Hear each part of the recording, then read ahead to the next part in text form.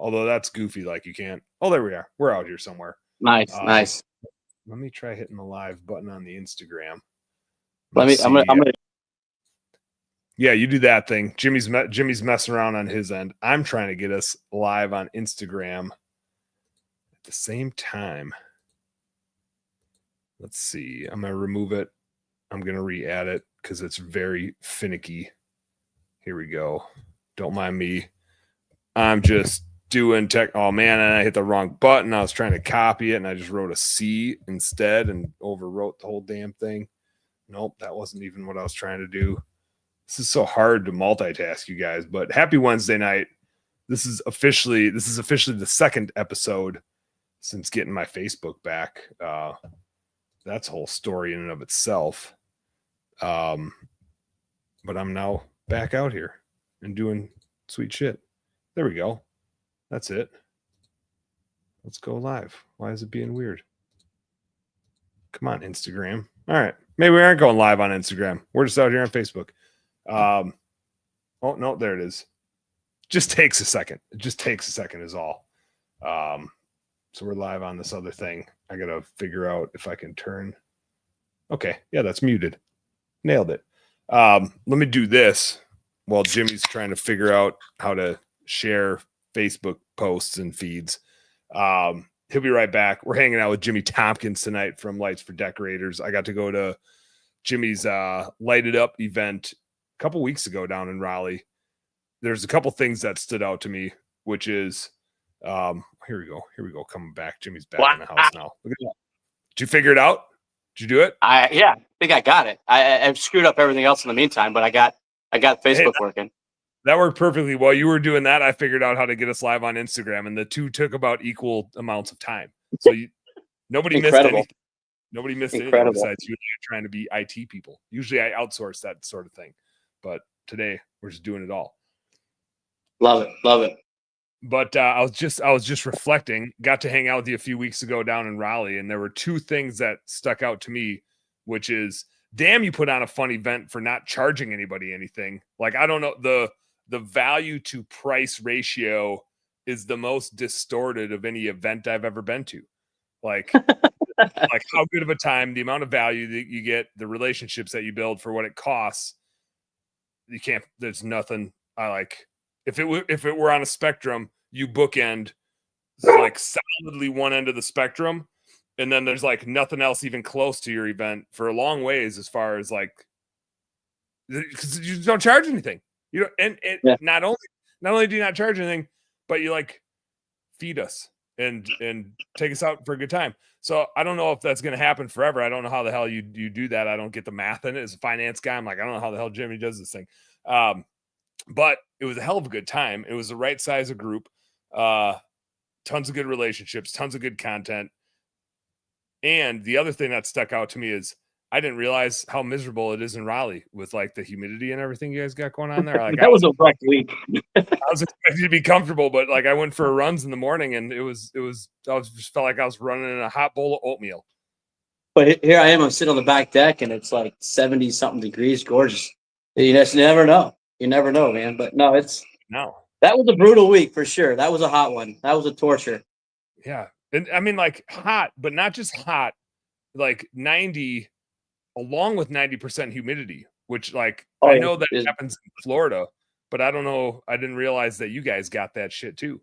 That was dense. Well, but at least Florida, they got wind, right? Like here, it's just like still stagnant air. You just walk out and you're like, oh, I'm swampy in like 10 seconds, you know? That's a good point. That's a good point. To the point, and I think you actually recorded a little bit of this.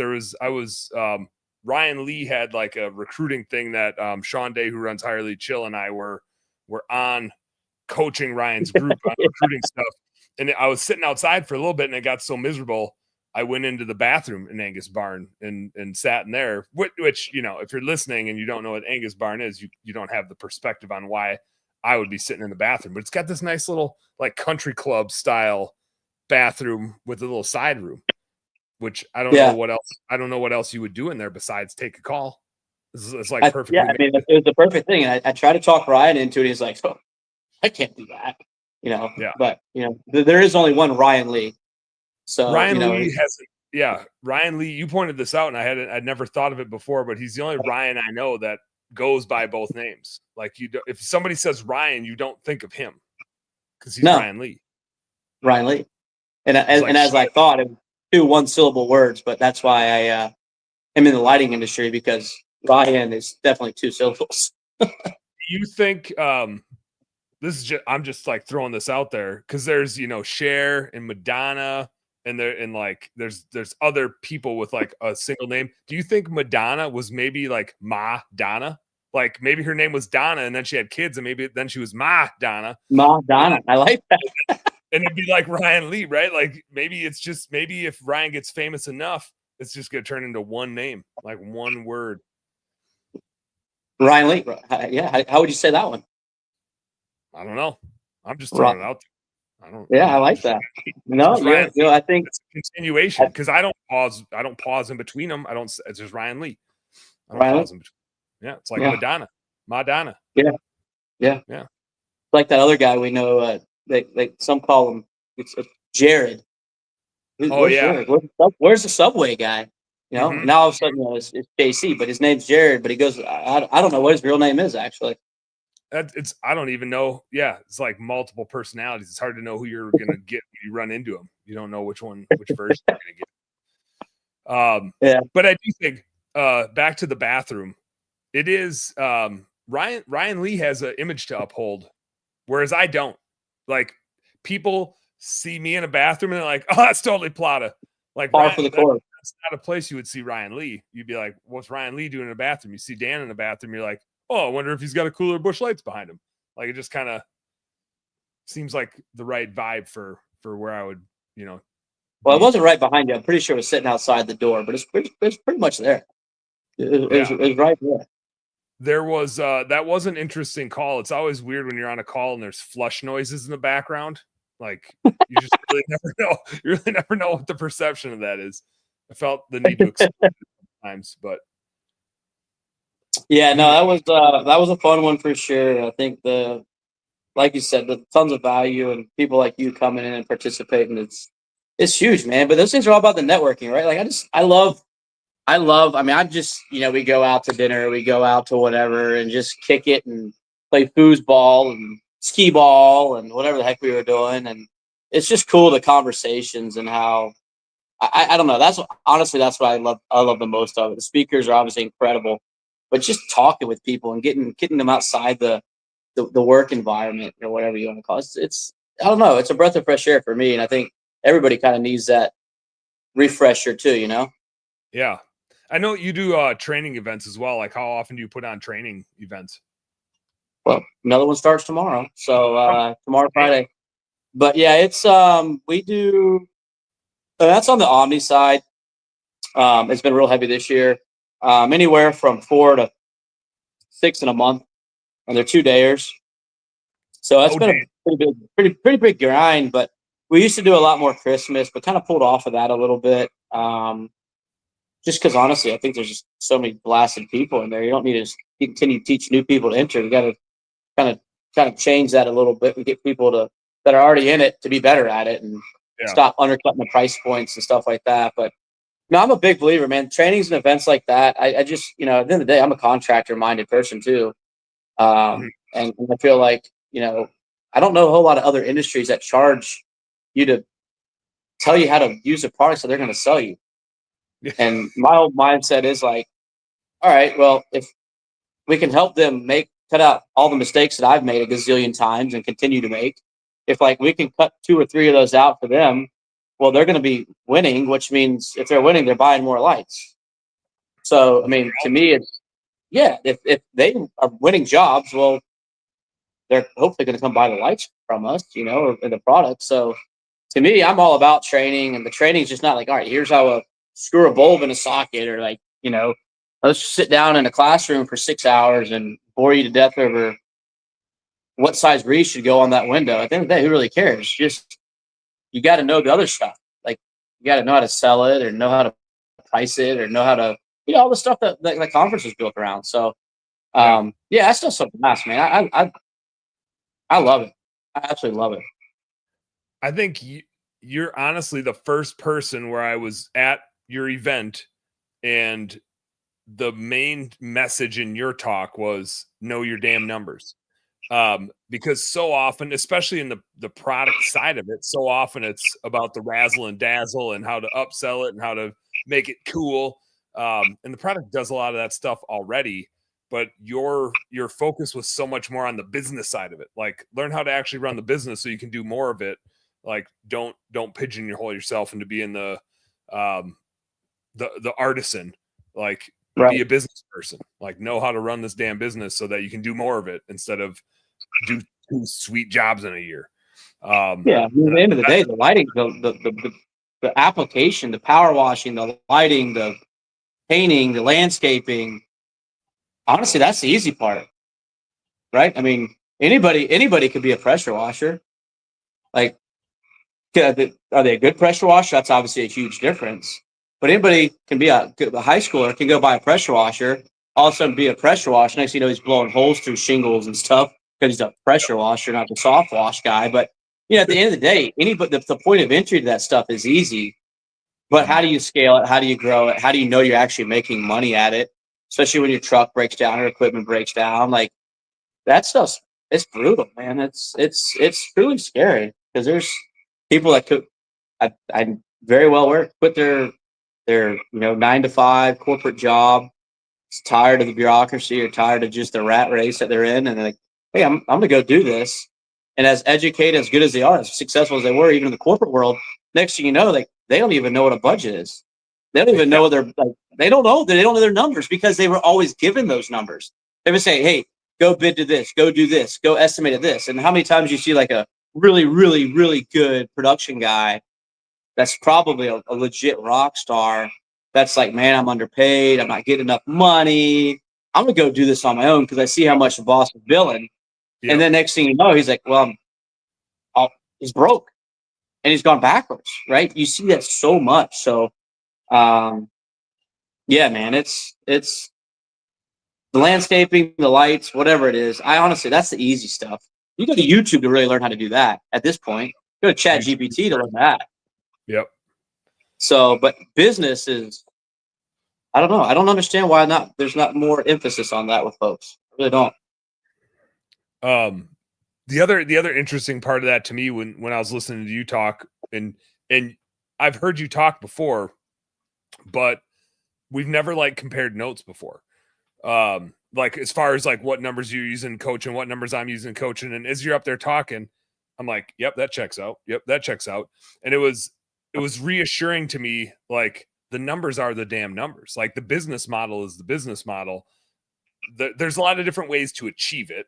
There's different ways to incentivize people. There's different marketing things that work for different people. There's different, you can grow a business successfully a lot of different ways, but at the end of the day, there has to be a certain amount of net income left at the end. And to make that happen, there's got to be a certain amount of gross margin and a certain amount of investment in marketing, in the admin team, in the infrastructure. And like, you can't fake it, right? Like, it mathematically has to check out. You can choose to rent a big building, or you can choose to rent a bunch of storage units and run the business out of your house. I've seen both work, but at the end of the day, the math has to pencil out, and there's got to be net income at the bottom for it to be worth your time, effort, and investment of money to go chase after it. And I thought that was really cool. Like, you're up there talking about numbers. I've never like studied your numbers before.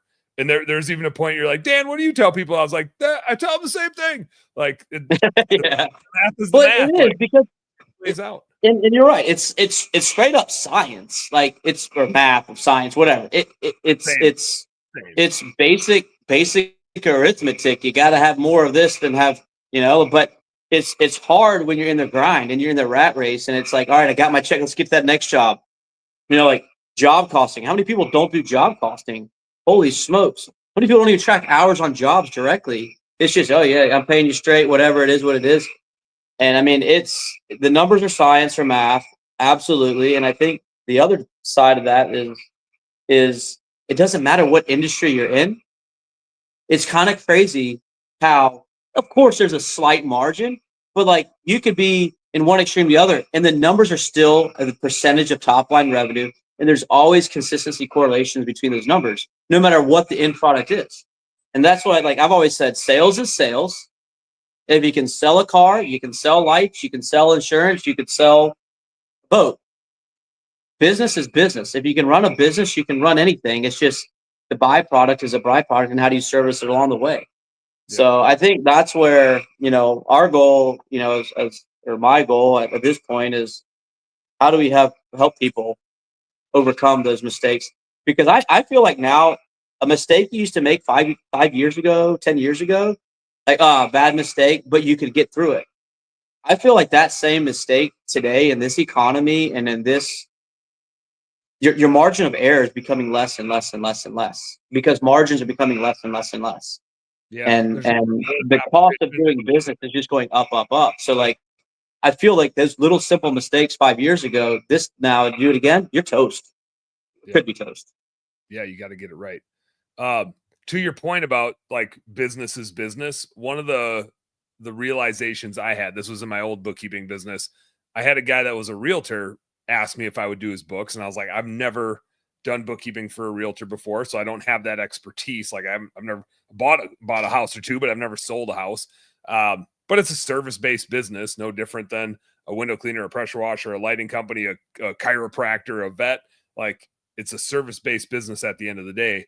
And so I'll take a crack at it if you want me to take a crack at it. And after a couple months of doing the books and starting to get some reports going for him, I was like, holy shit, you're just running a window cleaning business. Your average ticket is 20 grand, because he would sell a house for 400, 500,000 bucks. And then, but he had his company that he worked for, so he would clear 10 to 20 depending on the deal. And when you look through his P&L, the cost of the sale to him was always 40 to 50%, and his marketing was usually around 10. And he did the same shit that we all do for marketing. He ran some Google ads, he did some social media stuff, so on and so forth. He had an admin person, right? He had a virtual assistant. He had his own paycheck. His admin line was the same. He had an office he rented. He had his insurance. I looked through his P&L. I was like, man, we're just running the same damn business. Just your average ticket is different. You do 5 to 10 jobs in a month, and we're doing 20 jobs a day, but like your P&L looks the exact same as mine. Like, it's a service business. Wild. The margin structure has to play out the same. It just has to. Yeah. Yeah. That's cool. Yeah. And I honestly, I didn't kind of realize that until, I don't know, it's probably like within the last 5-6 years. I always thought, like, because I come from the landscape industry. That's my baby, if you will. And I always thought landscape was just crazy unique and so much harder than every other business because of so many variables, right? And the next thing you know, you're like, well, daggone, we're all fighting the same exact battle. It's just different ticket size and different vulnerabilities, I guess you could say. But it's pretty wild. Yeah, it's like different vulnerabilities, but they're all in the same places. Like, they happen at the same kind of like size levels of number of employees. They happen at the same like customer like avatars of. I just posted today. We had a couple customers that were like, one that we fired, and then one we're kind of on the verge of firing. And it's like we just hit roughly like the $1 million pace in our bookkeeping business after just a couple of years here. But we're hitting that echelon of like, we got to start getting pickier about who we let in the door here. Like early on, you always kind of, you're more willing to accept customers. You're trying to ramp up, scale up, keep your team busy. And then once you hit a certain threshold, you're like, yeah, not worth it. Like, right. We know who our good customers are. We know who our bad customers are. Doesn't make them bad people, but they're not the right people for us to keep scaling with. We got to batten down the hatches and shed some weight. Which you're willing to make the sacrifice of putting up with shitty people when you're smaller, because we got to scale. We need some revenue, right? Got to pay the bills. Yeah. Once you start getting there, you're just like, yeah, not worth it. I'll go find the right customer to work on that wants to play the game the way we play the game. Yeah. What do you call, you have a term for that? What do you call those danger thresholds? What is the term you call it? The purgatories. Purgatories. Yeah, you get stuck in the mud. Like, you just get stuck where you feel like you're working twice as hard and you're not making any money. And the longer you stay there, the worse it is. But that's a great word for it. The first time I heard you say that, I was like, dang, that is the word. To me, it's like the no-fly zone. Like, you're in that range, and you're like, do I get bigger? Do I get smaller? What do I do? I got this, I got that. I can't go down. I got to go up, but I don't have the people to go up. And what do I do? And it's just like you got the devil over here and the angel over here. Yeah, it's like, and you're always, when you're in a purgatory, money's tight. And so it's like, man, I got to get out of this purgatory, but to get out of this purgatory, I got to invest in some shit to get me out of it.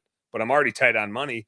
So I guess I get back on the truck and go work harder and like sacrifice my marriage and my kids so I can go get out of this shit. And the longer you stay in it, the worse it is. Like, I mean, like, you have to go through it. There's phases in your business that are always going to suck. And if you want to keep growing, you're gonna deal with those sticky spots. They never go away, as they say, like new level, new devil. You're always gonna have a new, the minute you solve a problem, you solved that one, but you just grew into the next problem that you haven't solved yet. So you're gonna keep having it, but I think there's a resiliency factor to the next one that you hit where you're like, bring it on. Like, yeah, I don't know what the solution is, but I know I've like solved 5 of these things already. So I'll talk to the right people and I'll get the right mentorship and make the investments necessary. But you learn really quick not to hang out there too long because it just bleeds you dry and it bleeds you dry monetarily and emotionally because it just beats the shit out of you. And I think, but there again, I think like it's what are people striving for? Like what is their goal? And you always hear, and the Christmas industry, unfortunately, I think it's gotten really bad for this. It's like how to make 6 figures and whatever, or how to become $1 million, or how all this is just chasing top line revenue. Like, who cares?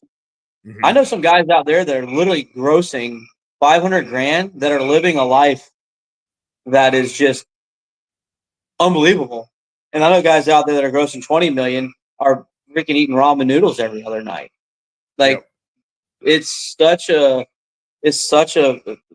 crazy, what people's mindset of what success really means, depending on what there again, that's where that kind of like, there's those different pockets at different size companies. But, to come back to the pressure washing thing, I think it's really, really hard to have a pressure washing company doing more than $500,000-$600,000 a year and really cranking it. Like, there's gotta be, and I don't know those numbers that well, but just looking at it from an outsider, like you can make a lot of profit as a pressure washing company doing $500,000 a year. I mean, nothing wrong with that, So, and I just think there's a lot of pressure to hit $1 million, which, all right, let's hit $1 million of profit. Yeah. Everybody that's growing $1 million of revenue goes, "Oh, son of a bitch, this sucks." Like, you get there and you're like, "Oh, where's all my money go?" Yeah, where's the confetti? I thought they were gonna throw a parade for me when I got here. Instead, I'm just broke and got tons of problems. Got like 12 things to fix. I had a call with a bookkeeping client of ours today that's in the $500,000 to $600,000 range, and his profit margin is as good as we work with hundreds of companies, and he probably has the best profit margin. He was talking about like, okay, now what's the next level, right? And do I get this guy in an ops manager role and I need another person in the office? And I'm like, yeah, like those are the roles that you're going to need, like org chart wise, to like free you up to go keep focusing on the growth. But keep in mind, right, that's going to cost you $100,000 to $150,000 for those 2 roles, which there goes all your profit. And when you get to $1 million, your profit will probably be back to about where it is now. Like total dollars. I'm not saying don't do it. Like, but you got to push through that then. Yep. And if that's the set of problems you want, like, hell yeah, right? Like, it's a journey, man. Enjoy that journey. Don't go to $1 million because you think that's the thing you're supposed to do. Like, you're super profitable now. Like, don't create a set of problems you're not ready for. Know what the set of problems is and decide when the right time is to go get it. We're all ADD entrepreneurs, right? Like, we're going to go chase shit. Even if we're in a sweet spot like that, we can't, in the back of our heads, there's like this little thing talking to us, like, you got to go for it. You got to go for it. You got to do it. You got to go for it. Yep. Like we're wired that way inherently. And so eventually we're going to go that way, but like picking the time and place that's right in your life and your family and everything else, I think that's really important to make sure you don't burn yourself out or burn your marriage out. Like, I've seen that happen so many times where people go so hard at their business, they turn around and like everything else that they ever, the reason they thought they were growing the business is gone because they focus so much on their business, they forgot about everything else. It's like, what are we doing here? What was the whole point of this thing? And that's a good point though, too, that I think some people, obviously we hear like this whole work-life balance, which every time I hear that, I just even say it, I roll my eyes. Like, I don't even know what that really means. But whatever, I get there it. isn't a balance. You do both at the same time. That implies you like do one and then do the other. I think you kind of Yeah, and you stuck at both of them probably, to be honest. But anyway, so like my whole thing is like this. Like, all right, so going back to what you're in that the client you're dealing with today, 500-600K, trying to get to $1 million, and if he brings those two people on and his profit margins stay the same, but he's able to be more of a father or a husband or whatever it is, there's huge value there to some people, right? Because of that X factor. So I think, having a realistic expectation of, all right, if I'm going to bring on $150,000 in salary, cool. What does $150,000 have to do to break even? What does that have to do before it starts paying for itself? Because, how many guys have you heard of like maybe, all right, when we get to $1 million, I'm going to give you a pay increase. Yeah. Just because they hit a milestone of top line. And then next thing you know, they give the guy a pay increase. He's sitting at the house, sleeping in every morning, going to get in Starbucks. Business is running itself better than ever. We're bigger than ever. And at the end of the year, like there's nothing. Nothing. And left. Yeah. So like I don't know. I mean, I think there's just so many things that you hear about where I want to do this. I don't want to work. I don't ever want to have to be. How many times I hear contractors say to me, "I don't ever want to go on a job site. That's not my role." I used to say our landscaping company, you have ops managers, you have production managers, you got, sales. If you're in the office at 9 o'clock in the morning as a landscaping company, as a manager, what are you doing? Landscaping happens like out there, not in here. You got to get out there. You got to see this stuff. And there's just I don't know, man. It's just a lot of people have a misinterpretation of what the owner operator, whatever title you want to give yourself is. You got to be the hardest freaking working person there, period. Yeah. Yeah. If you're not, why would somebody else be? Yeah, absolutely. It's hard to follow somebody that doesn't show up themselves, but tells you to show up. The one thing I observed in like the guy that I was talking to today, and I watched this happen. I think for anybody listening, this is a good. It's not like a caution, but it's a good self-reflection of what job do you really want, right? The bigger you scale a business, the less you are a technician. Then you move into like a manager role. Then you move into a leader role. Then you move to like a CEO role. Not everybody wants to be a CEO, right? Being a CEO oftentimes sucks. It's boring. It's bureaucratic. You're dealing with big ass contracts, legalities. You're reading legal documents all the time. Like I talk to people that are doing like a lot of venture capital stuff. I have zero interest in that. Like that is not, I mean, I lived in that world for a while. And so that's probably why I have zero interest in it now. But like, what job do you really want? Right. So many people are like blindly scaling their business into a role that they don't want to have. Not that you couldn't hire a CEO and you could still be like an ops manager, but like what really is the goal, right? Like it's not just to grow a bigger business. What role do you want to have? And if you're not the person that should be a CEO of a larger company, then why would you try to build one, right? If it's yours, again, you could go hire somebody else to be the CEO. But if it's yours and you want to be like the leader of that company, like careful not to grow it out of a range that you actually still love it, right? Like it's a thing you built to love. And if you build it in a way that you don't love it anymore, then like back to like, what the hell is the point of it all? Then you just have another reason to be pissed off and miserable. There's enough of those going around. You don't need a business to be one of them. No, you're dead on, man. And that's I don't know. I probably said it at the Light It Up event multiple times, but like most of the time, us ADD business owners, like you say, are the worst salespeople ever. Like we are the business owners in service-based business are the worst salespeople a lot of times because they're so production minded and they sell through relationships, they sell through knowledge, but they're not like the blood in the water salespeople, but they think they have to be the salesperson. And I honestly think that's probably, I would say the role that holds most small businesses back the most is the willingness to go out there and hire a salesperson that is a true salesperson because they're scared of how can I afford them. And the answer is always they pay for themselves if they do know what they're doing. Yep. Right. I don't know how many salespeople you've hired in that kind of a service role, but I can only imagine with all the companies you've had, right? But I always love to ask the question: what's your ideal compensation package for a salesperson? And if they ever say I want more than 60% guaranteed, they're not. You just told me all I need to know. Yeah. Right. You're just not a go-getter. You just want to collect a check. Yeah. End interview. Yep. I have this office manager role available. That'll be perfect. Exactly. You can answer the phone. But the pay range might not be what you want. But hey, you know what? You can come in at 8. You can leave at 4:30, maybe 4:45. Depends on the day. Yeah. Whatever it is. Yeah.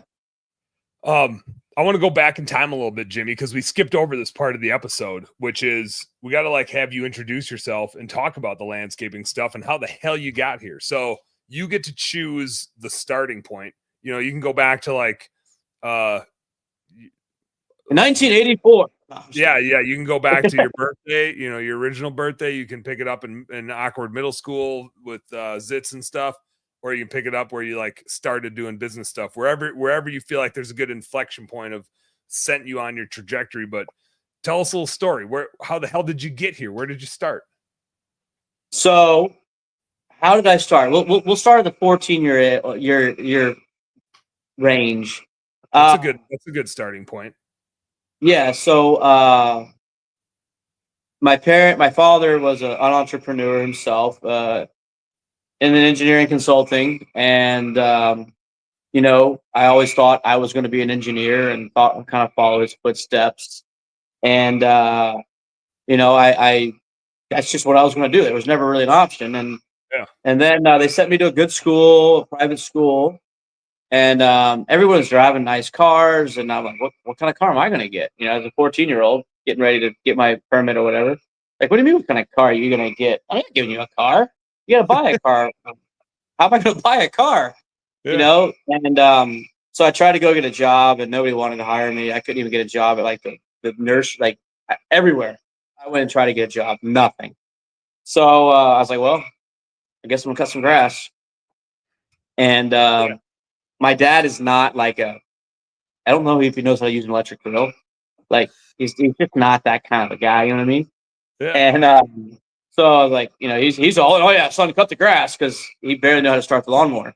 So started, you know, doing that whole deal, and you know, really had no desire of making that a career. I was still going to be I was very involved with basketball, and thought I was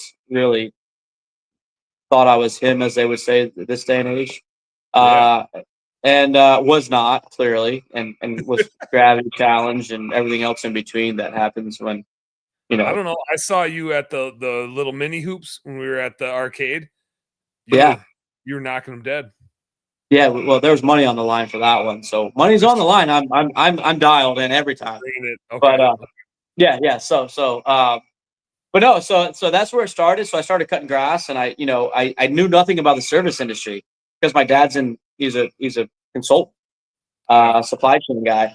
So I never really knew anything, but I quickly figured out what customer service was before I even really knew what customer service was. I finally realized you didn't know what you were learning about while you were learning. No. But what I really quickly learned is the word no was not in my vocabulary. So like, hey, can you prune bushes? Like, yeah, I can prune your bushes. Like, I'll figure that out. How short do you want them? First time I cut some bushes, I'm not joking. It was a principal of a high school that probably felt really sorry for me. I whacked these things so bad. I stepped back and look at them, and it was like, it looks like someone took a flamethrower to these things. So I screwed up so much stuff. Yeah, they're going to go, and they did. They absolutely did, actually. But like, I screwed so much stuff up, man. The first patio, well, so whatever, that goes on, and next thing I know, I'm like, oh my gosh, like, because I never said no. You want this? Yeah, sure, I'll do that. You want that? Yeah. So I'm driving a truck and a trailer to school, little Danger Ranger piece of crap. Well, like, yeah. I don't even know. It was a beaut. And driving that thing to school, and then I'd go to school to basketball practice, or cut a couple lawns in between school and basketball practice, and go to basketball and go back and cut lawns. And it just kind of parlayed and grew up a little bit. And you know, I had a couple of employees by the time I was graduating high school, that were all like 30s and 20s, and I still this day I don't know what I was thinking. Yeah, so then I was like, man, this landscaping stuff's pretty cool. And my dad challenged me one day, basically like, hey, what do you want in your life? I had a little Parade magazine and showed, what the average wages people make, and like, you want to be an engineer, or you want to be a landscaper? Like, engineers way up here, landscapers like on the bottom row. And I'm like, you know what? Screw this. Like, and I think that's really was the day that I was like, you know what? If you're passionate about something, you love something, you can go get it and you can do it. And scaled it up pretty big. It's been what that article was missing is there's a difference between being a landscaper and being a business owner. Like, it's two different things. I mean, it's the same thing, but it's two different things. When you're a business owner, there is no ceiling. There's just how hard you want to work. That's it. Yep. 100%. And yeah, so I mean, but I genuinely loved the landscape. Like, I love being outside. I loved everything about it. I loved the challenge. So like, it was a great fit, and I'm very passionate about it and really took to it. And like I said, I screwed everything up, man. Like, it was bad. So went and moved off for my freshman year of college. At the time, I think we had 4 employees, or I had 4 employees. Came back to basically barely 1. Like, it was just, they drove everything into the ground, weren't doing squat. And so I moved back to Raleigh and built it back up, transferred to NC State. And I was still an engineering minded person at that point. And then had a brutal lineup, like differential equations and like smart people classes, like not this guy. Yeah. Physics, organic chemistry, and DiffyQ is what I had. Oh, physics is pretty cool. Organic chemistry, nah, thanks, but physics is pretty cool. Physics was okay, but that was a weird physics class. I don't really remember because I dropped out so fast, it was ridiculous. so I was like, I'm done. Just weed it out. You get rid of the dumb kids. It totally worked for me, for sure. Walked across campus. Like, I'm a landscaper. Let's do this. And it, like I said, scaled up pretty big. We've been big. We've cut back multiple times. And we got in the lighting industry back in 2002, doing Christmas lights. And landscape lights. Back in the incandescent days back then. Oh, it was incandescent glass bulbs. We were robbing power from air conditioner units. We were doing so much illegal stuff. It was awesome. It was great. We were the first company in Raleigh doing Christmas lights professionally. Literally, my first 5 years, I would go tell them, I install Christmas lights. Like, what? You do what? That's not a real thing.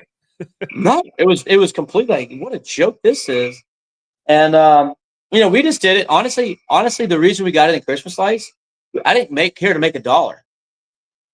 I didn't want to make a single dollar. Actually, our turnover of employees from November to March in North Carolina, there's no guaranteed snow. There's not much going on. It's typically really wet, so landscaping kind of stinks.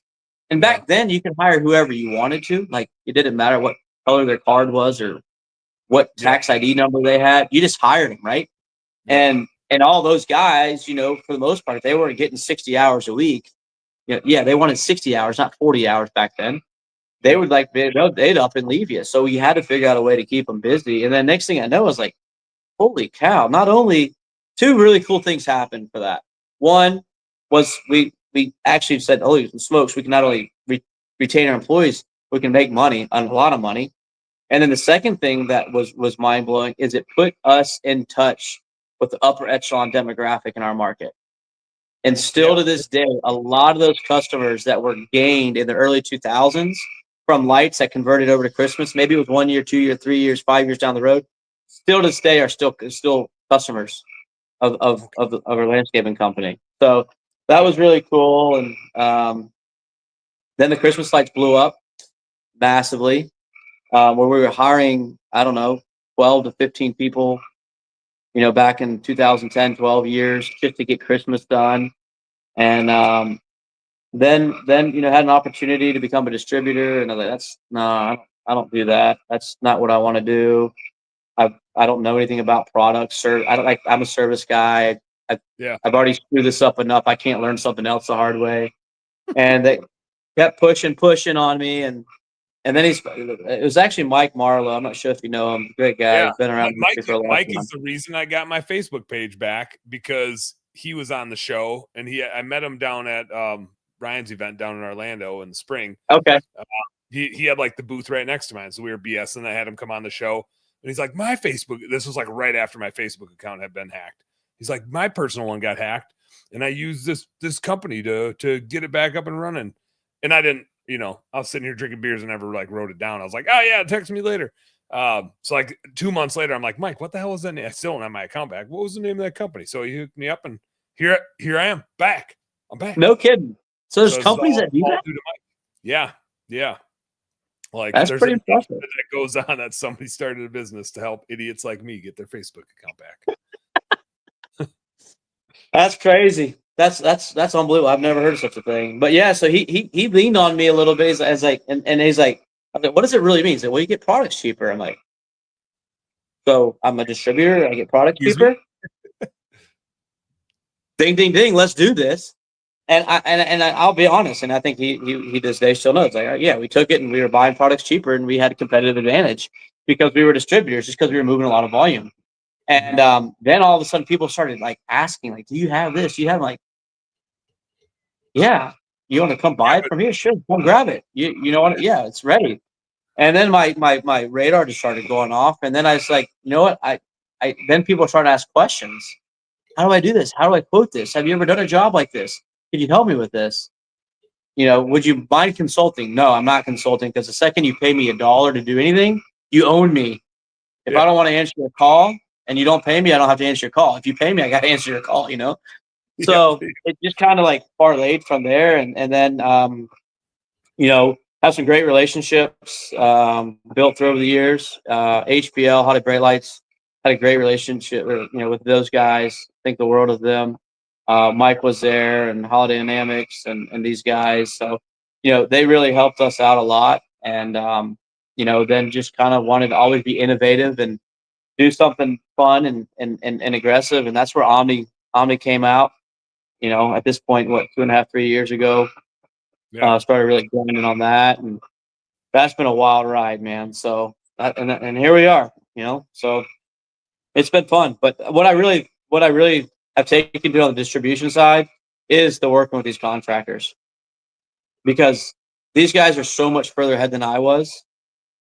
Like, I feel like, and if we can just cut a couple of these things out, I think there's some guys out there that can just, their work ethic's there, their commitment's there, their want to be great is there. And if we can give them resources, man, I think there's some guys that are just popping off, and having guys crawling on their knees saying, dude, I don't know how I'm going to make payroll. I'm losing my house. I just had my truck foreclosed on, or repoed, or I have my home foreclosed on.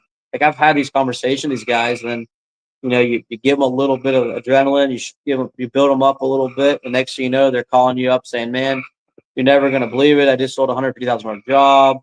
We just cleared this much. And honestly, man, like, that is, I get chills. Like, I literally just get chills thinking about some of these conversations. And to me, that's just become really rewarding and I find a lot of satisfaction in that.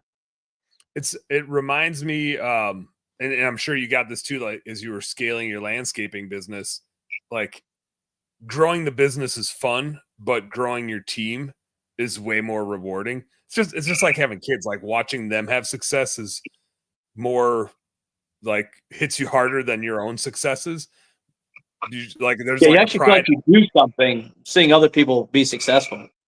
Yeah, it gives you the warm fuzzies. And I get that with our team when I see them kick ass at something, or when a customer sends me a note and is just like, man, I had a guy today that was just like, man, I can't even keep up with you guys. Like, you guys communicate so damn well. I can't, like, it's not your fault, it's my fault, but like, you guys are just so on top of your shit, and I'm like falling apart over here. And so, like, to be able to tell that to our account manager, to be like, hey, like, this is noticed, right?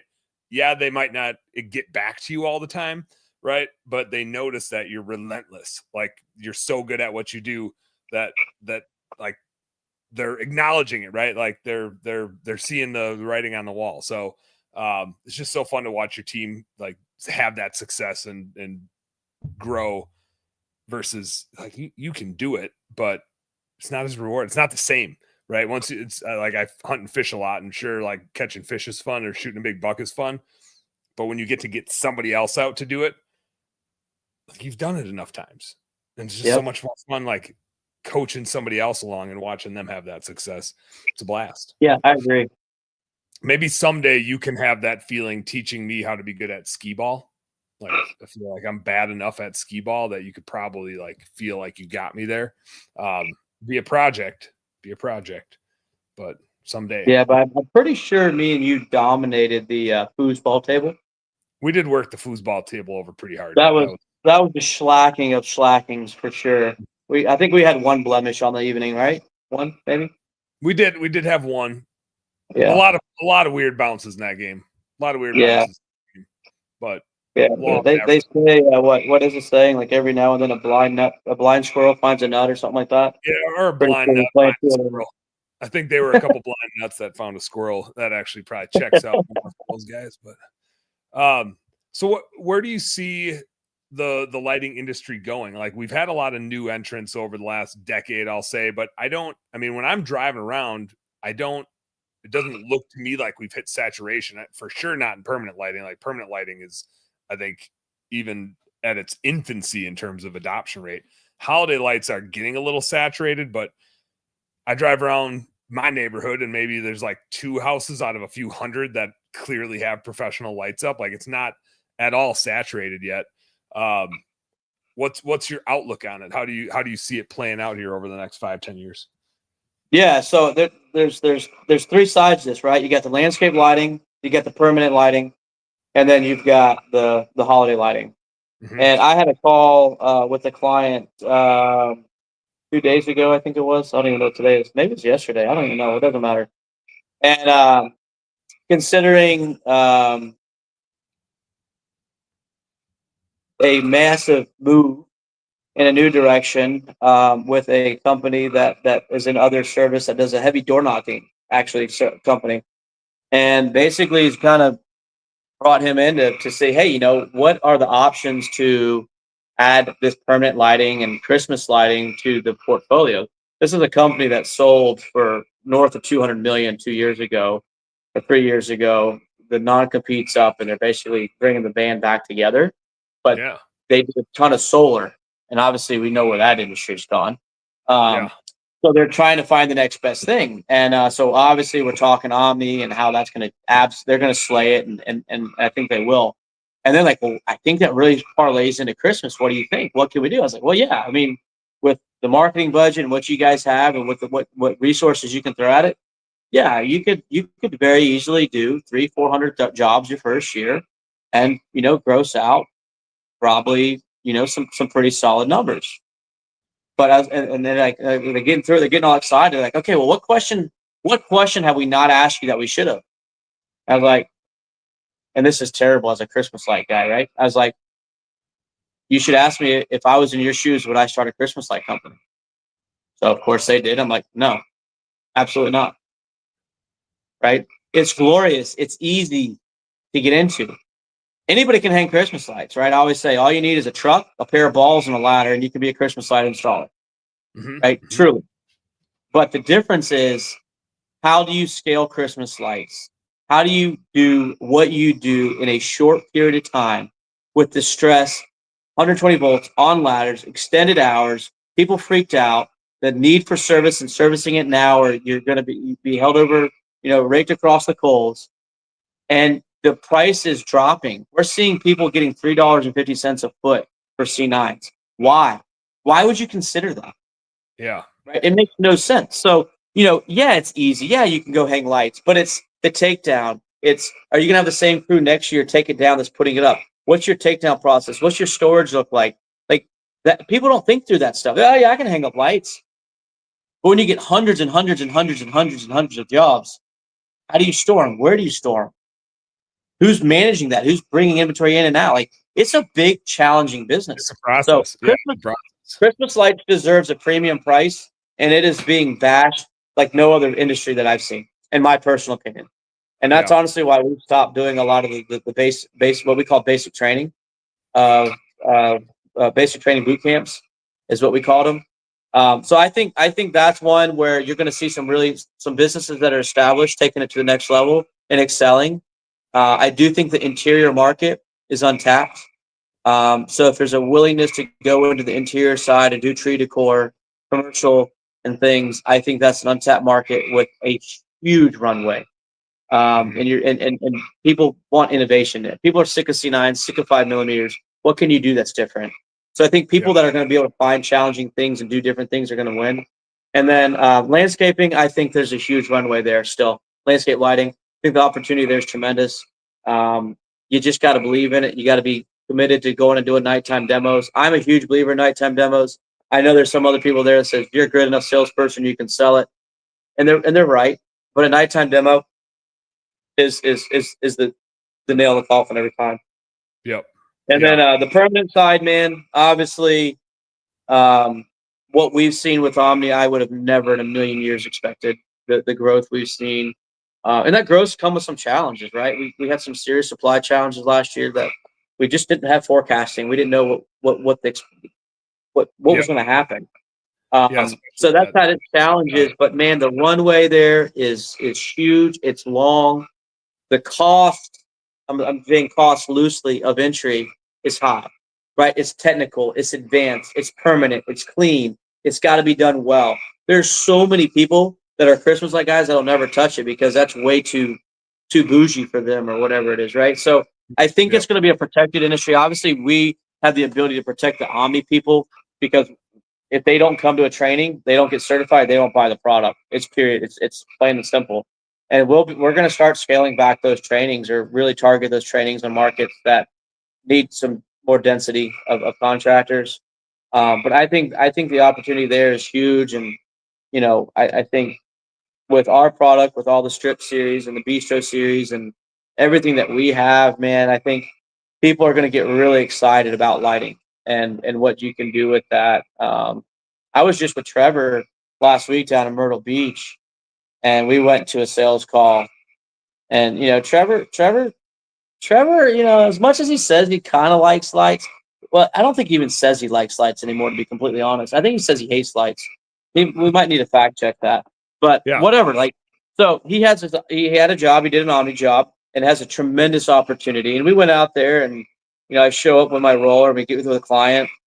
Next thing you know, we're selling this guy full cage lighting, under cap countertop Omni lighting, Omni bistro, Omni landscape, Omni.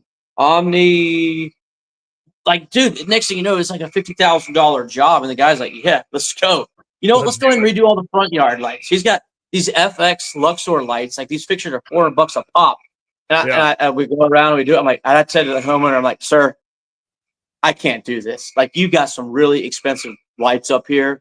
Let us see if we can fix these things. I know you're excited about Omni, but like, I think we can fix these things, or at least repurpose some of these lights." But this guy was ready to drop $100,000. Like, I think we could have told him $100,000. Like, cool, can you start tomorrow? Yeah, like he was just so jacked up. So I think with a lot of that stuff, and with a lot of that stuff, it kind of sells itself. Like, you got to be able to show it to them, right? Like, it is a visual sale.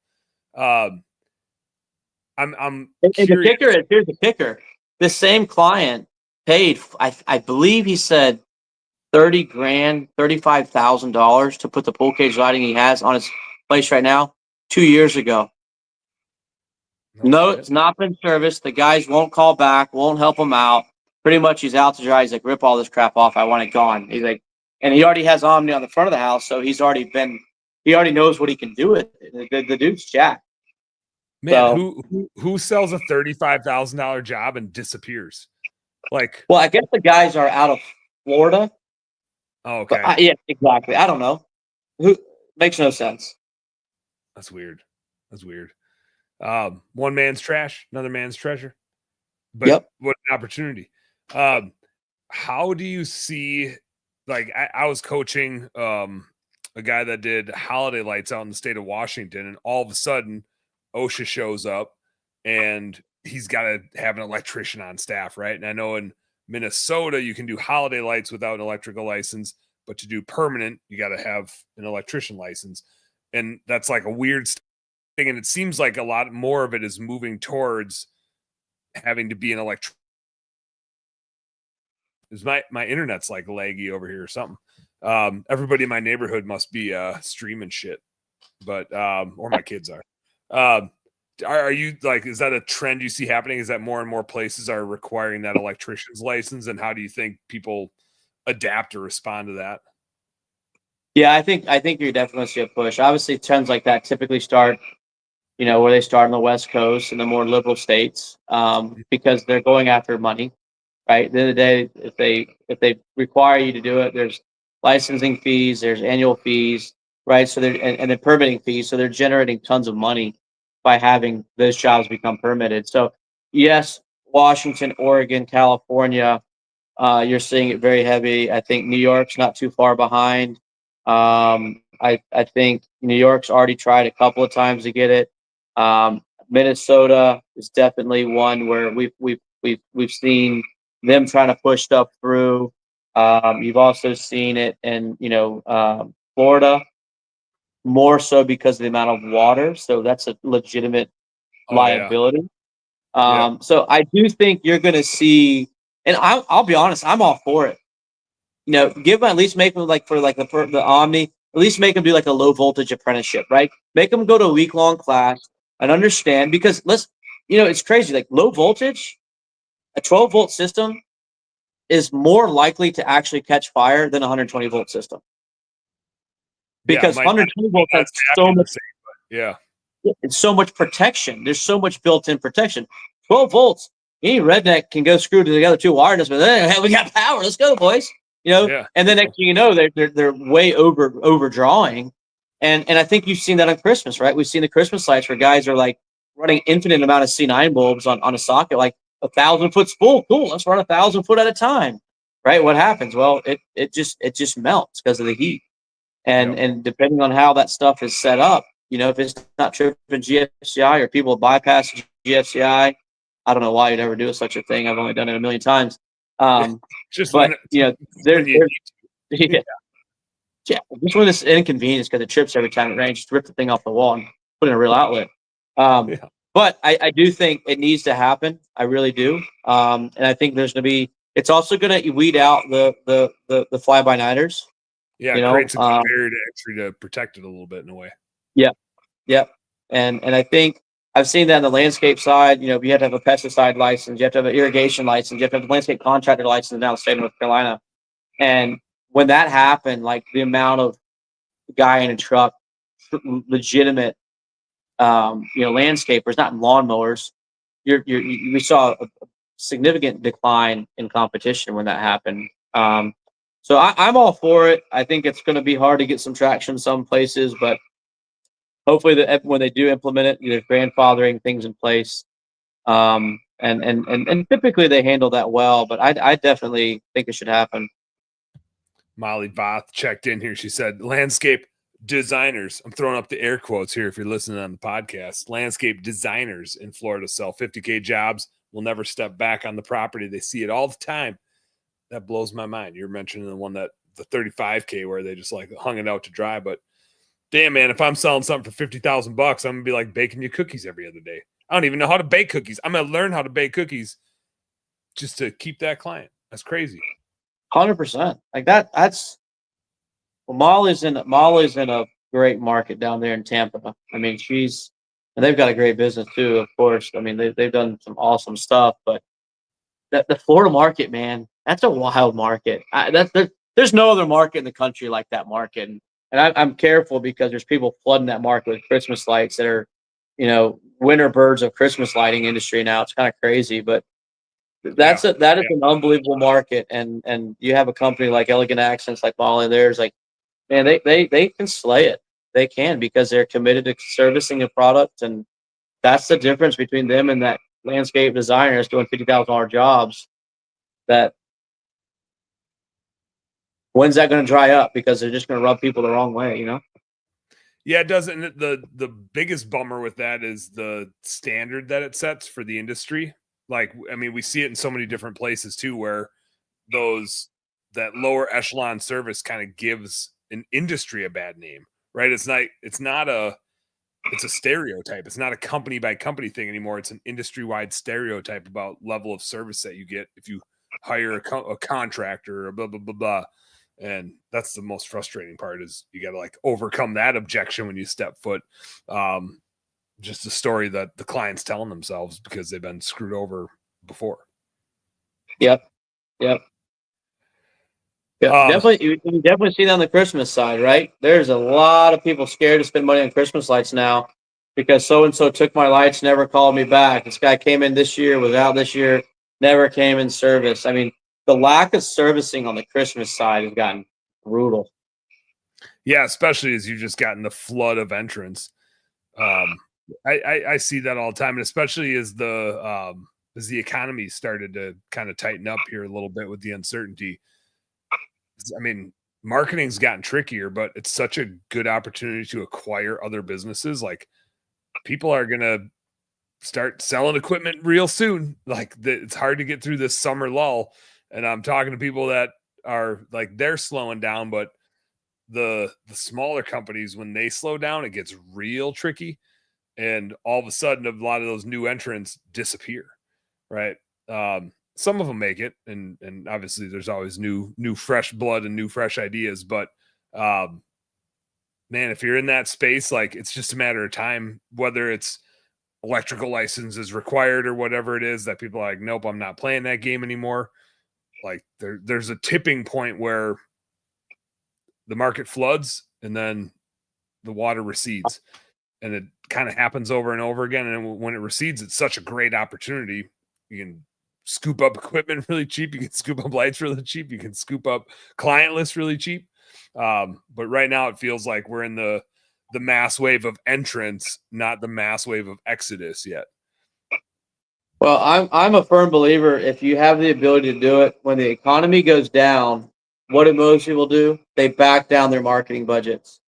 So their budget says 10% or 8%, they dock it down to 5%. I am a firm believer when the market goes south, your marketing budget has got to go up. Yep. So you take your 10, you go to 12. You take your 8, you go to 10. Because the other people are backing down, you push forward, and our landscaping now, North Carolina is a pretty protected market. We're in a pretty good spot where we are at. But every single downturn in the economy, 2008, 2016, in 2008, we doubled our marketing budget. We went through that like absolute gangbusters.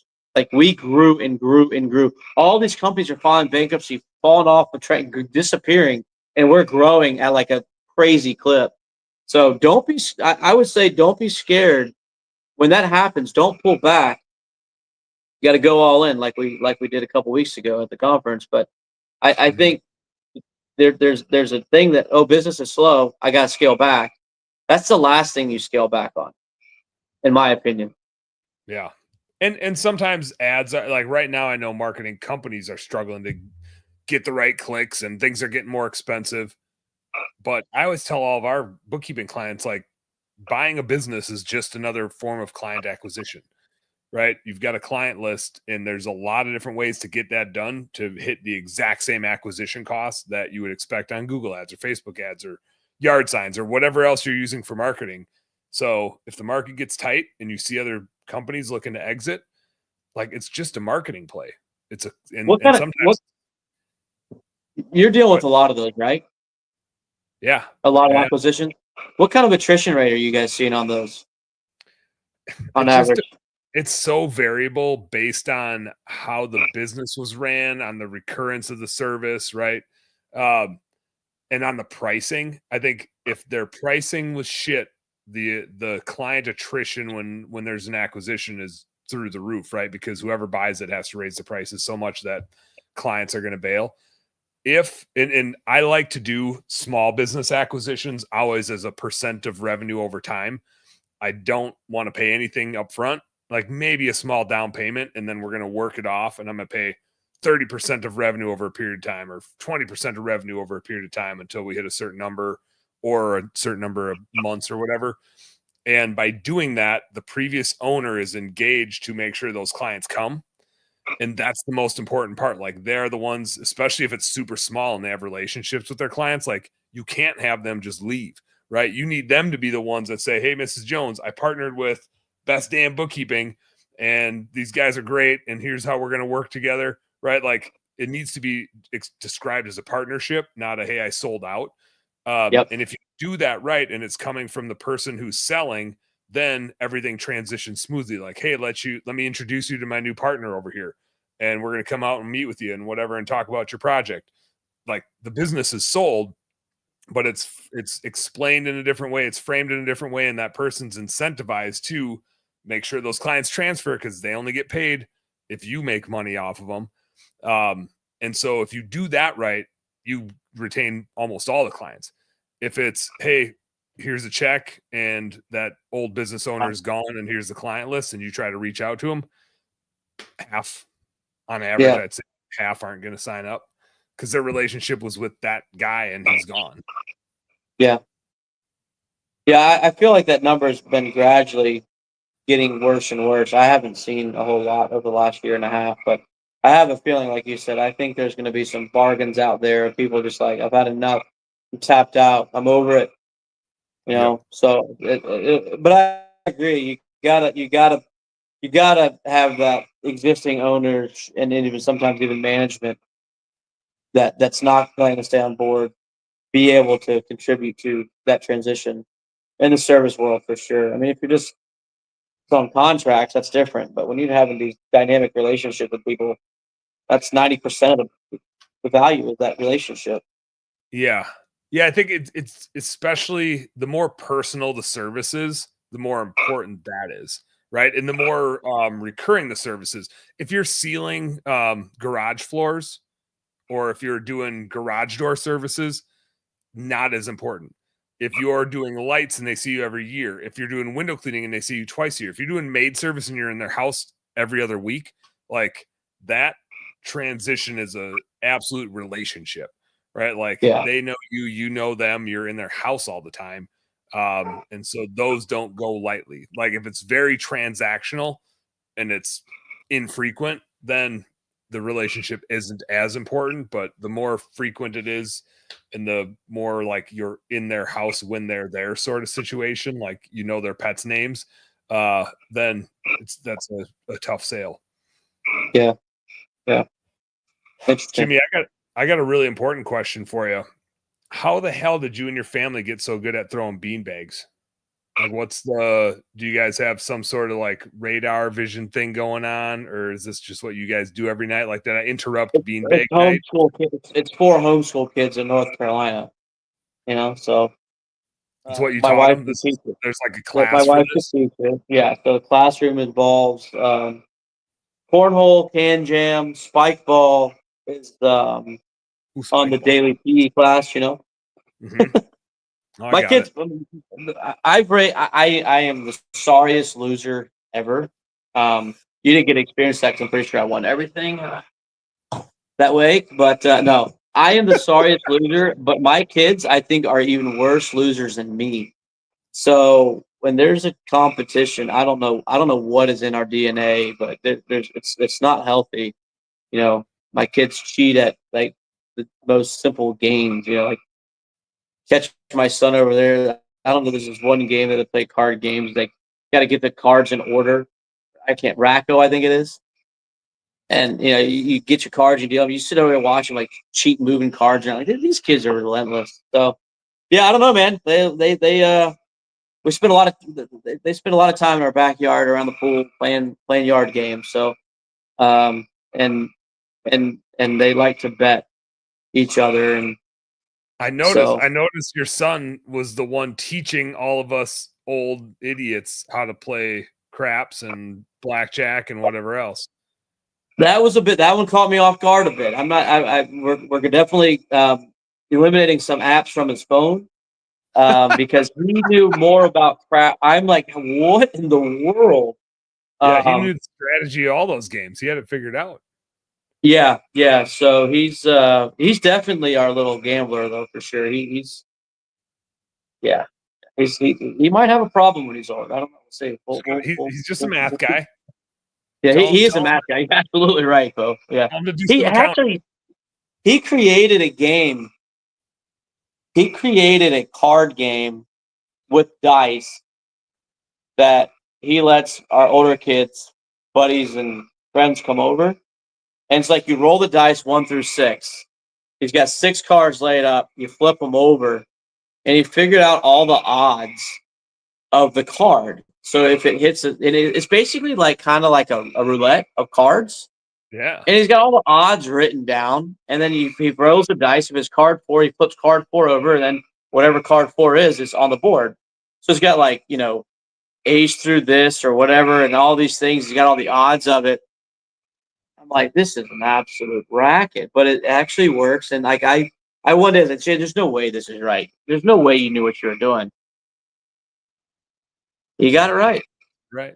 I knew the 50-50 was right with the black or red. I knew that part, but beyond that, I was like, how'd you figure this thing out, man? So, but it's a little math, dude. Just math, dude. Yep. Maybe he's either going to be a nerdy accountant or he's going to be in Vegas inventing casino games.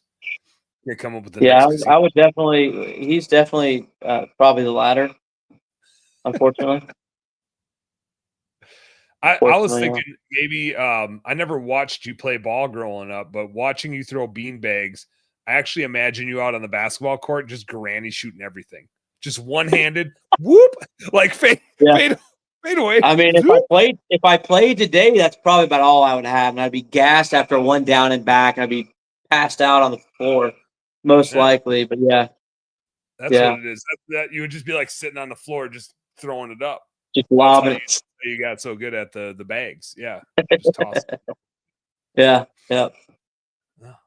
I played some intramural ball or like work league ball when I was in the corporate world.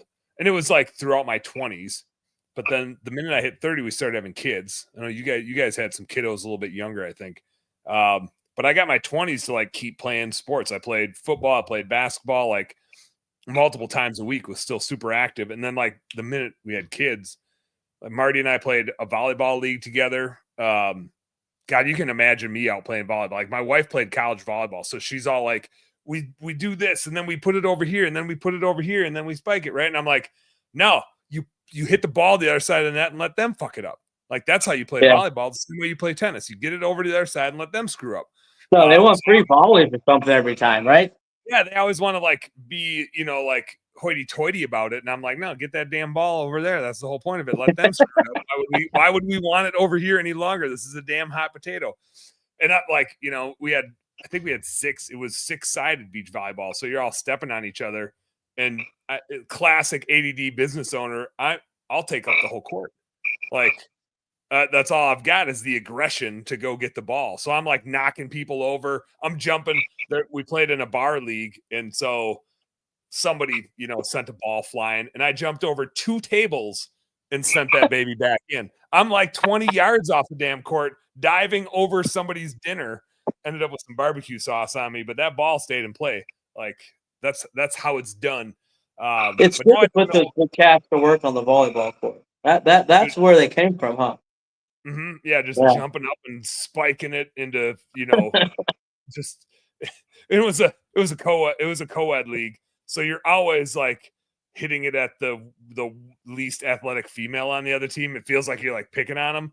But it's just like the strategy of volleyball, right? Is like, I'm going to hit it at the person that has the lowest return of this thing. So you kind of feel like an asshole. But now in the last 10 years since we've had kids, all my basketball stuff is collecting dust. I thought like I have some buddies that play every Friday throughout the summer. I wasn't on the email list this year. So either I didn't get invited back or they didn't do it this year. But I think I'd like run out there and tear a couple ACLs right off the rip and probably sprain both ankles. I don't know. I don't really know how it would go anymore. Be interesting. Yeah, I don't think I'd make it past 10 minutes. I'm pretty sure. Yeah. So I run a lot, but it's different going for a run versus sprinting back and forth and side to side. I don't know. Yeah. Well, my wife was just saying that her girlfriend was telling her that if you just run, my wife's got like all sorts of back issue. I don't know. She's getting old, I guess. And so she was saying that one of her girlfriends told her that if you just straight run, it's not near as good for you as if you run and you walk and you run and you Yeah, walk. you're supposed to interval training is like the hot. So you know this? Here, Yeah. I've heard this. My interval training is just not happening. Period. But yeah, I thought that was interesting. I'd never heard that before. You know, it makes a lot of sense because I'll go from like a Busch Light to an IPA to a margarita to something else, and I'm really fucking good at drinking. So maybe that's it. Well, beer before liquor. What is it? Beer before liquor? Never been sicker. What is it? Yeah, I think liquor before beer. Before beer. Yes, I don't know. Yeah, but it makes a lot of sense in that. I see it. I see it working. I might have to have a glass of wine. I don't have any wine, but if I did, I'd have a glass of wine right after this. Keep mixing it up. Get stronger. Get better. What love it. Love it. You guys got 4 kiddos that you're homeschooling? Do I have that right? Well, yeah, we got 4 kids that are homeschooled. One of them lives this year's living up in Woodbridge, New Jersey, but he plays hockey up there. But yeah, all 4 are homeschooled. They've been since that one that lives up there. He's been homeschooled the longest. One, because he's not the school type, and 2, he was traveling so much to play hockey. When he was in middle school, he was missing 2 days a week. So we yanked him, and then we yanked the rest of them when COVID happened. And I was going to say, like, was that a strategy from the get go, or was like COVID the catalyst? It sounds like COVID was the catalyst. And how have you liked it? Well, whatever. I don't. My days doesn't change, but my wife, I don't know how she does it. She's a rock star for that. But yeah, it's been good. You know, I think there's a negative perception of what homeschooling is. At least when someone told me they were homeschooling when I was a kid, I think I might have laughed at them a little bit, maybe, possibly. Yeah. And they're kind of weird. Dork. Must be a dork. They're kind of weird and like wore really weird clothes a lot of times and stuff. So when my wife first said something to me about it, my wife went to school for childhood education. I was like, absolutely not. There's zero social. That's not cool at all. And we need our kids to be out there engaging. And what I quickly learned was I think it was the best decision ever, because all that engagement, being that our kids are all very involved in sports and stuff, activity wise, that's where the social happens. School's become like dog eat dog, and these girls, these teenage girls, man, holy smoke, these stories that we hear and stuff. I mean, so I think it's been really good because they're actually able to engage with everybody. I mean, it's you know, they do a lot. They go to concerts and stuff a lot, and you know, very, very out there. But I think it's been good. I really do. And they only go to school 4 days a week because there's so much wasted time. They go to school 4 days a week and basically get about 7 days worth of schoolwork done in every 4 days. I was gonna say, I bet there's a mass efficiency. Just like my wife has to start driving back to the office now, and I'm like, man, that just sucks. Like, that's an hour and a half in the car every day, and all the bullshit at the office. Like, the lack of productivity of going to the office, like mandatory going to the office, is going to be such a drain. And I gotta imagine it's like the same thing. The ability to actually just do schoolwork at home without all the distractions of a bunch of bullshit and other kids and whatever else. It's got to be just like astounding. Yeah, it is pretty wild. I mean, I know when she was first talking about it, these numbers are probably completely wrong, but it was like something like 62% of the day of in public school is not educational. It's dealt with disciplining one kid or focusing on like intentional for an individual. A kid only retains it was like 38% of the day they're actually learning. The other 62% they're just, you know, whatever they're doing. So when you look at it from that perspective, like, yeah, it kind of makes a lot of sense. So what and obviously they play a lot of sports. Is that their friend group, or like, is it neighborhood friends, or like that social part would be the thing that would worry me because I don't have any exposure to it. What is if they're going to concerts or doing sleepovers or whatever the hell kids do these days? It's sports. It's all sports. Yeah. Yeah, sports. I mean, and we have some cousins that are very close in age with ours that live close, so they've got good relationships. So they're all in a big friend group from their schools, and um, then it's a friend of a friend, and a good old Snapchat, whatever. Like, that's the stupidest invention ever, right? These kids just pull up their Snap map. Oh, there's a friend here. How do you know? I don't know. We just met on Snapchat. What kind of loser is this? We're You snapping. know? Yeah, so that's the stupidest invention ever. But I don't know. Yeah, it's all driven through sports and common relationships of different club teams and playing with the same kids coming in and going up and down on teams. Um, is really where it all stems from. And there again, our four kids are so close in age. So it's like, all right, well, James, our oldest, is 17. Our second one is 16. They have the same friends. So then their friends become their friends, and these friend groups come together and they kind of like morph into one big, so I do think it's really nice having our kids so close in age as well. That really helps. Sounds like being a small business owner. I reminisce a lot. Probably Like works. all of my friends are either small business owners or my in-laws or my parents and like their friends. Because every time we're hanging out with somebody, it's like, well, I hang out most with other business owners because I have shit to talk to them about. Like, it's weird to talk to other people that aren't business owners. Like, you don't feel like you have a lot in common with them. You don't know what the hell to talk to them about. You mean you get to turn your email off at 5 o'clock? What does that feel like? I wouldn't even know. Yeah, I just got my kids to bed. I started working right now. We got to make some content, and I got some other shit that I got to do. Yeah, like we're just working. This is work. But then like whenever I'm not doing stuff with business owners, then it's out. Especially with three kids. Like tonight, I had Crosby, but my two older girls were with grandma, and she like picked them up from whatever church camp thing they were at. And then we're hanging out with her when she got back here. And last night we were at their house for dinner. My wife's out of town. I'm hanging out with my in-laws. Like that's our friend group, is like our family and other business owners. And especially when you got a bunch of kids in sports, there ain't a whole lot of time for anything else. Like that's just kind of what you run into. Zero time. Zero time. Yeah, I mean, literally, like our weekends, you'll look at our like life 360 of our family, right? Of the six of us, we'll literally be in 5 different states every weekend. Like it's crazy. So it's I don't I know. suppose because yeah, your oldest two are out driving around and going to their tournaments and whatever else they got. I suppose. Yeah, yeah. It's Wow. travel sports are that's the industry to be in right there. Youth athletics.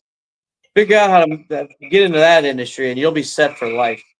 One of my buddies who owns a business, he had a maid service business down in Texas, and he still has that. Him and his wife run that together, but he is out of the day-to-day of that. And he started a football, like a prep football app, like a scouting app, really for like internal. So coaches aren't writing notes on, scratch paper. They're grading players and grading games and grading performances and like creating reports for their players.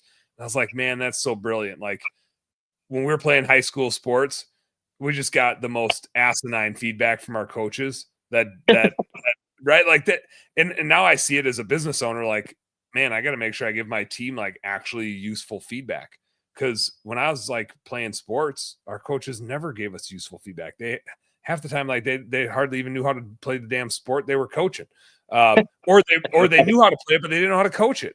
Right? Like they're like so often, especially in high school sports, like there's a few really good leaders in there, but most of them aren't. They're just a teacher that likes that sport and decided to start coaching it because they get paid a few extra bucks if they coach it. Yeah. Right? Like there's not many Or that the are kid gets it for free, right? Whatever it is. Yeah. yeah. But man, I thought that was a cool app that he had. It hasn't like taken off all the way, but for colleges and high schools especially, I thought, man, that's freaking brilliant. Like football ain't going anywhere. That Oh, sport's that still. stuff's nuts. And then you get well, you pay for this, you get an additional likes, you go higher. I mean, that is an absolute juggernaut because every parent. That's the thing that gets me, right? Like we're the worst. We tell our kids they stink. Like you're not going anywhere. Just enjoy it, have fun, embrace it. Like you don't want to be whatever. Like we're the weird ones. Everyone else is like, you're gonna be a professional. This you're gonna do this. We're gonna get you this training. We're gonna get you that event. We're gonna do so much, and you're gonna get there. And then they don't ever get there, or they burn out, which is really what we're starting to see. At the 16, 17-year-old, these kids are dropping like flies. Best of the best athlete. Like, no, I'm toast. I'm burned. Right? These parents it's dumping money on these kids. And they force them to specialize so soon that it's like by the time they get to that age, they're just like, I don't want to do this anymore. Like, I don't enjoy this. My buddy, I was our number 3 golfer in high school, which I think is the best spot to be on a golf team in high school. The number 1 dude always has to like shoot below par. The number 2 dude always got to be right at par. The number 3 dudes, they just got to go out and have as much fun as possible. Like, it was the perfect spot to be on a golf team. Like, I don't want to have to be that serious, right? Like, I'm trying to go out, like, especially now, I want to go out and drink some beers and play some golf. But our number 1 dude, like, won our Wisconsin state tournament, and then went on to play golf in college. And like 2 years later, he's like, I'm out. It's just because like every day he had to be at the range, right? Every day he had to be practicing putts every day, blah, blah, blah, blah. And that, like, I get it, but man, there's no joy in taking that, like a fun ass game, and turning it into that. Like, it's just not a thing I'm interested in. And apparently he wasn't either, because eventually he bowed out. Well, golf's tough, right? Because like that's so much muscle memory. So if you're out of golf, like that's got to be one of the harder ones to be able to truly take a good break. I mean, I suck at golf, so maybe a good golfer can just step. Oh, maybe I'll play in that. I'll play in some golf next time I see you. Then maybe I'll have a chance at something. Yeah, I drive cars for golf things. That's about all I got. I did go play some the other day with my son. Where's the next round of beers? Jimmy, next round of beers. I absolutely schlacked a house like I'd never schlacked a house on Sunday. Oh my gosh. Absolutely just annihilated this place. Yeah, I'm not a golfer. I don't golf well. I think so. I have found, contrary to what you were saying, I golf. I mean, like growing up, I golfed a ton. Now I hunt and fish more because that puts food in my freezer. And I'm like, man, when I golf, it costs me more. And I usually leave disappointed. Like, I never really meet expectations. So you just got to set yourself up for being pissed off. I enjoy it. Like, the older I've gotten, the more I just enjoy going out just to go out. But the less I play, the better I swing the club. Like, no bad habits. Really? Like, it's not just like shooting a basketball in a way. Like, your body knows what to do, just like riding a bike. You're not going to hit technical shots. Like, I'm not going to fade one around a dog leg to the right, but hitting the ball straight, my best couple rounds of just hitting the ball straight are the first couple times I go out, because my body knows what to do. Now, the chipping and the putting, it's the short game that goes. Like, the feel stuff where you just look at it and you got to like know how far to take that club back and how hard to accelerate through. The feel stuff disappears. You get it to the green like right on, and then you don't know what to do after that. You like 3-putt every time. But do you also think that's because there's like no pressure and you're just totally out there just to enjoy it and take it all in? Like, you're not thinking as hard about it either, though, right? I don't know if that's it, but it might be. But I haven't had, because I think a lot at golf, because I don't like what club do I use here? I'm terrible. I'm terrible. It is a reps thing, right? Like, to know your distances and that always is a little weird. Like, the first time I play, of like, I know what I hit when I was in high school, and I think they still go about the same distance. So let's start there. Yeah. Now I got this dad bod because I lift kids all the time. So I have started hitting the ball a little bit farther. I also probably stand a little farther away from the ball because I got to swing over my gut, but in turn, a little more leverage, so I actually hit a little farther. Your club's got 2 inches longer. I'm like John Daly. Had to swing around my gut. Get a little better distance. That's awesome. Math, some more science. Oh man. So you said you got a training coming up. What anything big in store for the fall here before we wrap this thing up? What else you got in store? What else you got going on? What are you looking forward to? No, we got Omni this week. Next week we got no trainings, and we're going down to Nashville doing some trainings Omni there, and we got a lighting summit that we're putting on down there. And then before the huge event down there. And then bunch of trains. We got a training coming up in New York, training in Indiana, training in Phoenix, Arizona, Florida. I'm getting those out of order, but we got all that pretty much between now and end of September. So September's gonna be busy. Then I'm gonna hopefully catch up with. Are you going down to West Palm with Ryan's thing? No, because I've got a Mexico trip next week, and then a Kentucky trip the first week of September, and then a North Dakota trip the last week of September. They're all hunting and fishing trips. Kentucky in September. Oh no, I'll be in Kentucky in October. Never mind. Yeah. Well, that stinks, but I'm trying to get down to that as well. So my September, I was looking at my schedule just yesterday, trying to figure out. I got to get to 2 places between now and end of September. I can't get to either one. Like I just can't get there. So it piles on. It's gonna be busy. Yeah, it is. I got bags in my eyes yet. Yeah, they're coming. They're coming.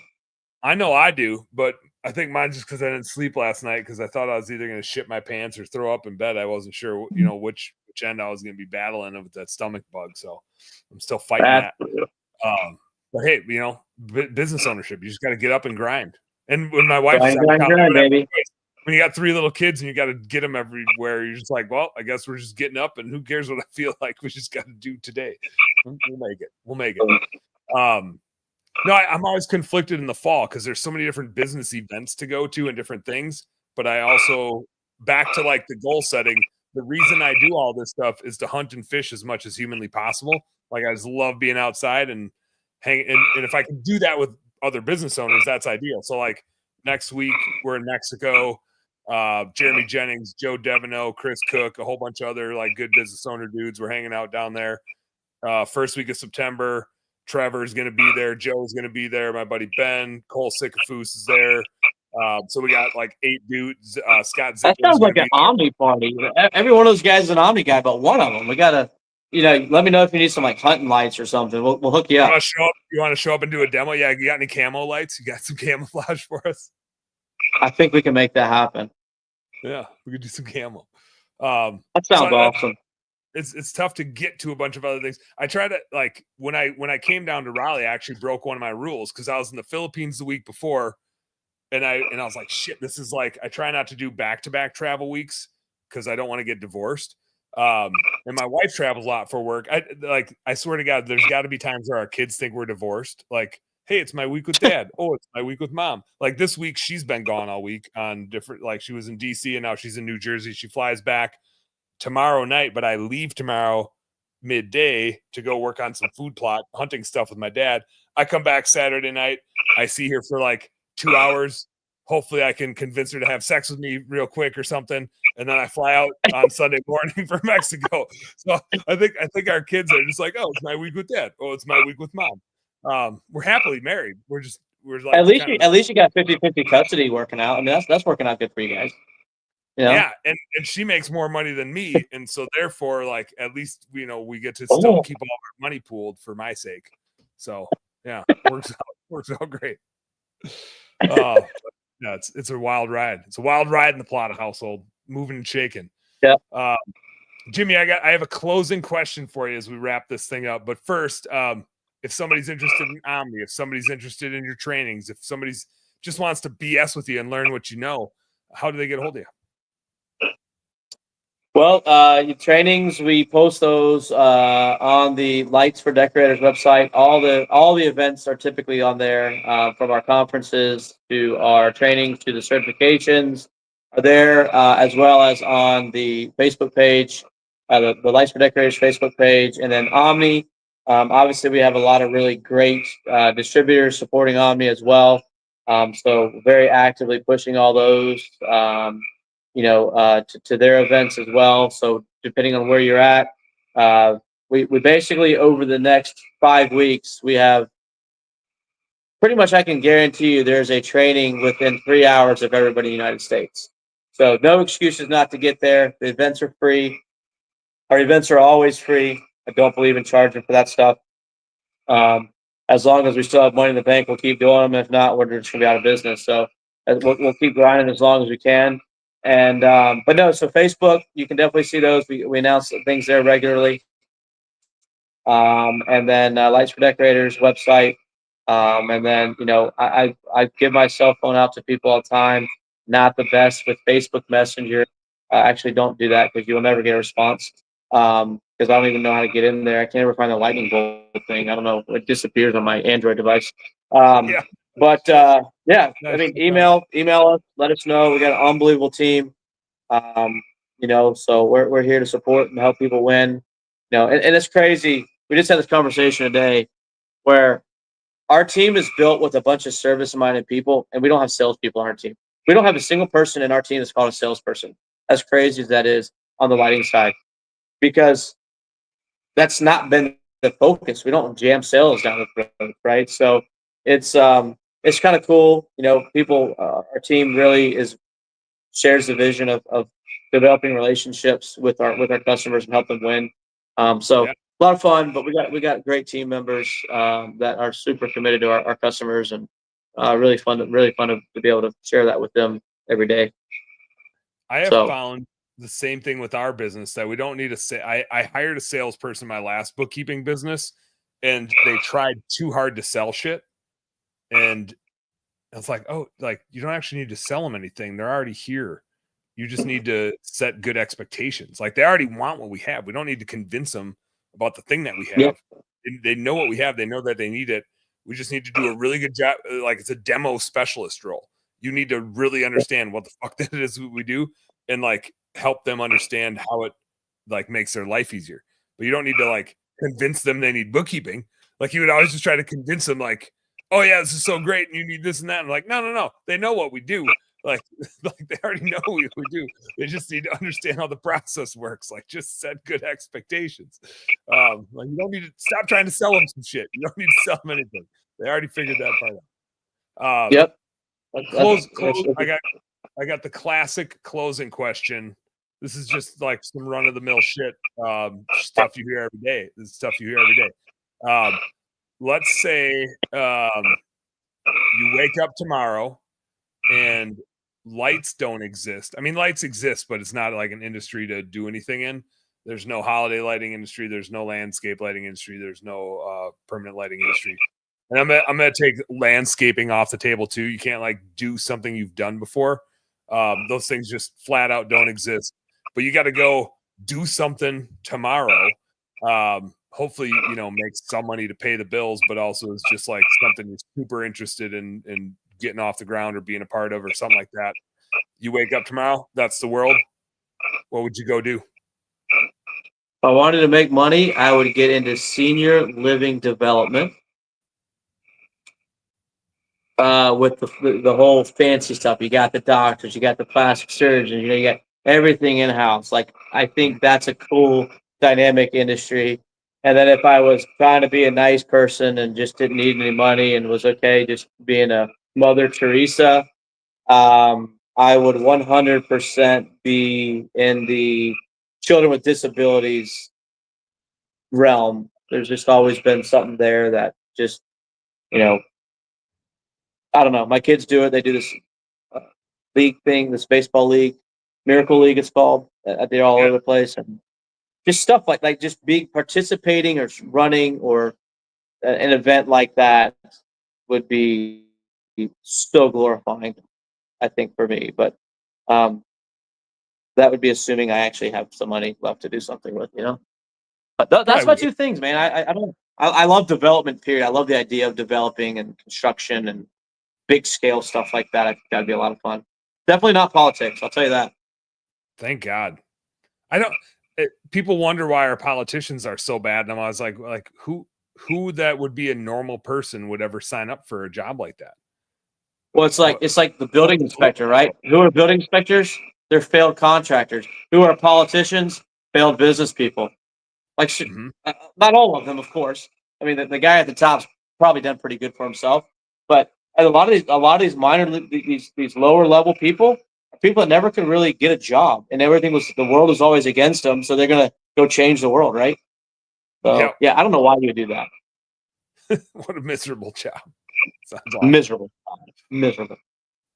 I had the realization the other day, like, if AI replaces bookkeeping, like what we do is a technology thing, and at some point, maybe AI replaces it. I think there's still a lot of roles we have to play as bookkeepers, and I kind of focus on the financial analysis side of it, and so I think there's value to add there for a long runway. But if I look out far enough, like there's a world where AI consumes all of that. I had the realization, like, I definitely need to become a outdoor experience guide, like take people hunting, fishing, because if in that world, like people are going to crave reality, right? And there might be like a virtual reality, but there's going to be a large segment of the population that doesn't want virtual bullshit. They want the real bullshit. They want the bug bites. They want the catalyst. They want the ups and downs. So I think because I've thought about being like, I love to hunt and fish. I could be an outfitter. But I've always been like, man, I just don't like, I want to choose who I take out, right? Like I want to go with friends. I don't want to have shitty clients that I have to be stranded out in the woods or the wilderness with. But I think in that world, that would be in high demand. That's a thing that's hard to replace with technology, is like getting out in the middle of nowhere for some real experiences. So yeah, I've thought about that. Yeah. It is scary. This AI stuff is scary. But I think the service trades are coming back. Trades are going to be more important than ever, I think. Oh, yeah. Yeah. The home service space isn't going anywhere. No. Some of our support businesses, and Angela and JC were talking about this when we were in the Philippines with their team, that like VAs are going away. Their jobs are going to go away. They already had team members that they had brought on from other VA firms that had let them go because the jobs went away. So that was why they rebranded as strategic partners. Is like, we can't just be virtual assistants. All that work goes away. Like AI is going to take all of that over. We have to do value added stuff. We can't just do tasks. We have to do strategies. And they're very in front of it. And I've brought it up to Angela before, like without clear direction. Like I didn't know what I was getting at. I think she did more than I did. But I was like, what do you guys do? Like I have 12 people on their team. Like, what do you guys do if all of my bookkeepers get displaced by technology? Right. And like, like the world's just changing so fast. I don't know if that happens or doesn't happen. I think it's more like my bookkeepers will be able to handle twice as many clients because the tools will be a lot smarter that they're using, right? Like computers didn't take human work away. They just changed how efficient we can be in doing a lot of work and doing stuff like this. So I don't think it takes all the work away, but it will definitely increase a whole lot of efficiency where we can help a whole bunch more people. But it's going to be a weird world in the next 5 or 10 years. That's for sure. Yeah, I don't think we know how to use, just like nobody knew how to use a computer. Nobody knows how to use AI yet. I think it's going to shake it all out. There's a lot of cool things, but there's just some things a human person's just going to be able to use their intuition and their rational and logic that a computer's never going to be able to reproduce. I say that, but it probably will. That's kind of scary. I mean, it might. It'll be interesting to see how they regulate it. I heard today, I forget what state it was, but a state basically banned the use of AI in therapy. Like you can't use AI in human therapy. And I was like, interesting. Hadn't thought of that, but that could be weird. Like that, but I know people that but like, then you got AI being used for doctors, right? Where it's going through and you do the thing and it's going through and looking at all the white papers of all these these articles, bringing them together, and it's changing common day medicine. So like there's so many great things it can do, but then there's something like a therapist. That's freaking scary. Talk to a computer. It's going to tell you to, that's scary. Wow. I could see like a hunting guide. Like, hey, here's some good spots. We've been watching everybody's Facebook posts, and it looks like a lot of people are having success over here. Okay. I think you're onto something. Maybe fishing. Get Joe Deveneaux next week. Talk to him about AI fish tracking, and I bet you he'd figure it out. I mean, it knows where we're at. It knows what fish we're catching. Like it can do an immediate bite. It can do an immediate bite report based on social media presence. Got to figure it out. All right, Jimmy. We joke about it. It's going to happen. You watch. It will happen. Oh yeah. I won't be the one to make it happen, but we'll laugh about it when it does. We'll be like, remember that one time when we were doing that thing? It's getting late. It's getting past our bedtimes here. You got any closing comments, closing thoughts before we wrap things up? No, man, I appreciate it. Always great talking with you. I love the way you spin everything and commitment to numbers. So I appreciate, your support coming down and your friendship. So I look forward to having lots of fun and keep on making it happen. So thank you for everything. Man. One of these days, I'm gonna have you teach me how to skee ball, maybe throw bags better. There's probably some shit I gotta learn, and then I'm gonna go kick your ass at some golf just to like set the playing field level things out a little bit. Well, I think you definitely got me beat at that one. So yeah, let's we'll make it happen for sure. All right, sounds good. Business nerds, you guys know what to do. Work smarter and harder. Go earn yourself some pride. Peace out and good night.